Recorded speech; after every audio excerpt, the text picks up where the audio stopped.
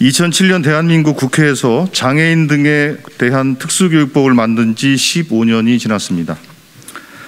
특수교육법은 유아와 고등학교까지 의무교육 확대, 대학과 평생교육에 대한 지원, 가족, 통학, 보조인력 지원 같은 특수교육 관련 서비스의 법적 근거로 역할을 했습니다. 학급당 학생수 기준을 마련해 장애인 교육의 양적 성장을 뒷받침했습니다. 실제로 2008년 6,352학급에 불과하던 특수학급은 2020년 11,661학급으로 2배 가까이 늘었고 특수학교는 149개교에서 182개교로 확대됐습니다. 민주당과 민주당 정부도 적극적으로 뒷받침했습니다. 서울 강서구 특수학교 신설 당시 겪었던 갈등을 극복하기 위해 국립대학 부지 내에 특성화 특수학교를 신설했고 60%대에 머무르던 특수교사 법정 정원 확보율을 80%대까지 대폭 개선했습니다. 그런데도 여전히 부족합니다. 지난 15년간 장애인 교육이 양적으로 성장했다지만 한계도 많습니다.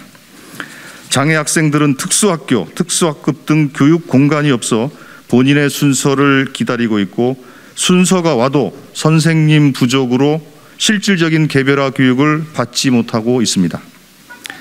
특수교육 대상 학생에 대한 인권 침해, 장애 차별, 학교 폭력 등의 문제도 계속 발생하고 있습니다.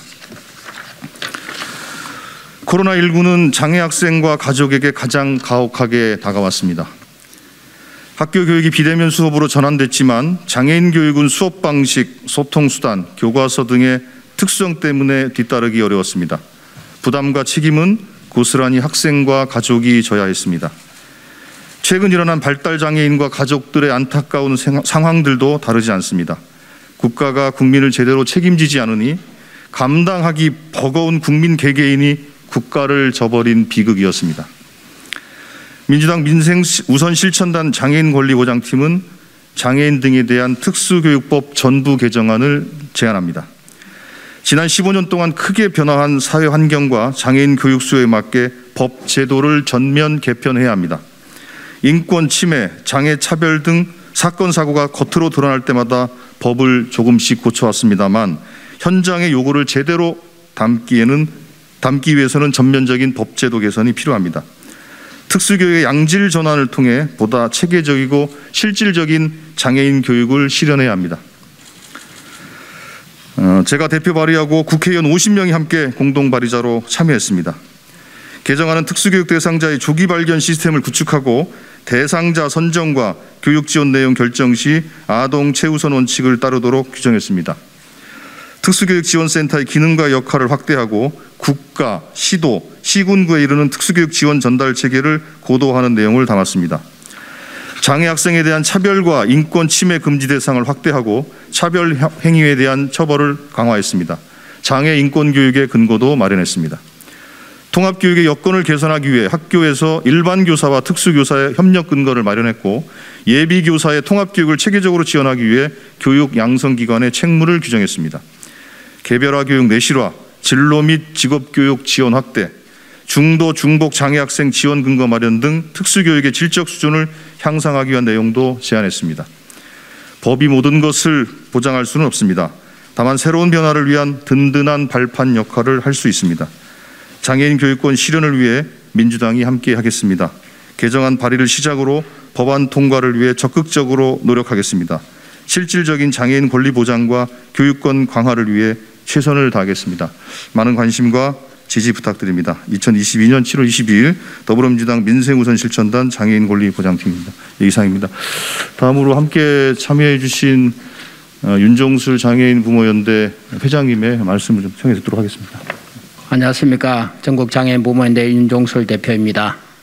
오늘 우선 더불어민주당 민생우선실천당 장애인권리보장팀에서 장애에 대한 특수교육법 전부 개정안을 발의해 준 데 대해서 감사히 표합니다. 장애인 등에 대한 특수교육법은 지난 15년 전 2007년에 새로 전부 개정되면서 새로운 모습으로 탄생했습니다. 당시에는 장애 교육권의 문제가 학급이 절대적으로 부족하고 학교가 절대적으로 부족해서 학교나 학급에 갈 수 없는 사항들이 연일 이어났습니다. 15년이 지난 지금은 물리적 환경은 많이 개선되고 있는 게 사실입니다. 그럼에도 불구하고 여전히 도학교의 현장에서 특수학교 고학년 올라가면서 전학간 현실, 도학교에 대한 제대로 질적 보장의 문제, 개별화계획의 서비스 문제, 학교에서 일어난 많은 인권 침해의 문제, 이런 것들을 제대로 내실화되고 있지 못하고 있습니다. 현장의 부모님들은 여전히 방과후의 문제, 학교에서 침해 문제, 학교에서 일어난 많은 문제들을 해결하지 못하고 있습니다. 그래서 한국의 장애 학생의 문제가 방과후의 문제 역시 마찬가지 지역사회에서 부모님의 부담으로 이루어지는, 장애 학생이 한 명, 장애 아동이 한 명 생기면 부부가 맞벌이를 할 수 없는 한국의 구조적인 문제의 학교 교육에 있습니다.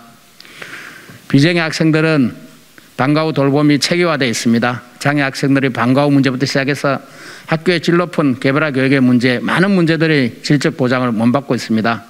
이제 한국도 OECD 선진국답게 특수교육도 제대로 된 장애 교육도 질적 보장 수준으로, 아니 환경뿐 아니라 물리적인 문제가 아니라 내실화를 좀 더 공고히 할 필요가 있을 것 같습니다. 예, 부모님들은 오늘 더불어민주당 민생우정실천당 장애인 권리보장팀과 함께 이 법이 통과될 때까지 함께 노력하겠습니다.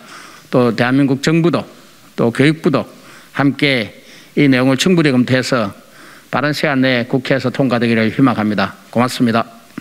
이 법은 제가 2017년 교육위원회 교문위를 하면서 그때 특수교육법 10년 됐던 때에 10년 무엇을 근본적으로 바꿔나갈 것인가를 시작으로 사실 5년간 토론하고 작업해서 이제 완성을 해서 제출하는 것입니다. 5년 걸렸습니다. 그래서 10년 만에 바꾸려고 했는데 15년 돼서 이렇게 제출하게 됐습니다. 저희들이 관심을 가지고 이 법이 통과되도록 노력하겠다는 말씀을 드리겠습니다. 이상으로 마치도록 하겠습니다. 고맙습니다.